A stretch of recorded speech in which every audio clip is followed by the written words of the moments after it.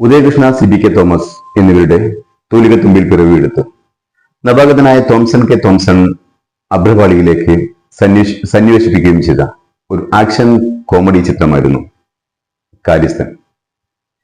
ജനകീയ നടൻ ദിലീപ് മുഖ്യ കഥാപാത്രത്തെ അവതരിപ്പിച്ച ഈ സിനിമയിൽ സിദ്ദിഖ്, മധു, ബിജു കെ മേനോൻ എന്നീ പ്രമുഖ സ്വഭാവ നടന്മാരും സലീം കുമാർ, സൂരജ് വെഞ്ഞാറമൂട് എന്നീ നർമ്മകലാ വിശാരദന്മാരും അണിനിരന്നപ്പോൾ നായികയായി വന്നത് പ്രശസ്ത ടെലിവിഷൻ അവതാരികയും നർത്തകിയുമായ അഖിലയായിരുന്നു.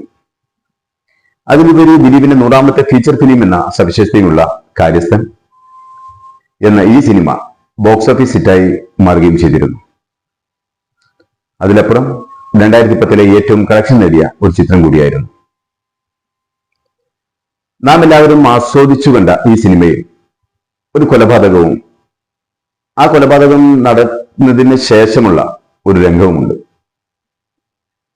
അത് സംവിധായകന് പറ്റിയ അമളിയോ തിരക്കഥയിലെ അപാകതയോ നമുക്ക് ആ രംഗം ആദ്യം കൊണ്ട് കണ്ടു നോക്കാം. നമ്മൾ ആസ്വദിച്ചു കണ്ട ഈ സിനിമയിലെ ഈ ഒരു രംഗത്ത് സംവിധായകന് ചെറിയൊരു പാളിച്ച പറ്റി എന്നാണ് ഞാൻ മനസ്സിലാക്കുന്നത്.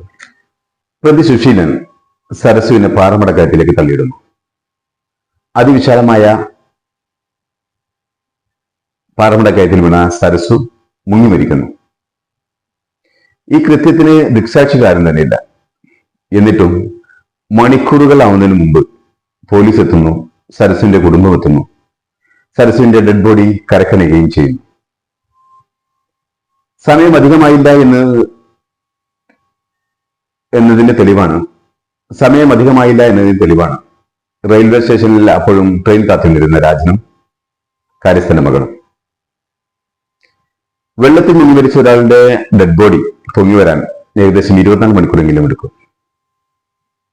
എന്നിട്ടും ദൃക്സാക്ഷികളില്ലാത്ത ശവശരീരം എങ്ങനെ കരക്കടിഞ്ഞു?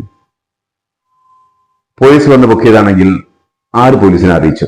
അഥവാ പോലീസ് വന്ന് പൊക്കിയിരുന്നെങ്കിൽ തന്നെ മുട്ടിന് താഴെ അപ്പോഴും വെള്ളത്തിൽ കിടക്കുമായിരുന്നില്ല. ഈ സീനിൽ സരസു കിടക്കുന്നത് വെള്ളത്തിൽ ഒഴുകി വന്ന ഒരു പ്രതീതിയിലായിരുന്നു. എങ്ങനെ അത് സംഭവിച്ചു?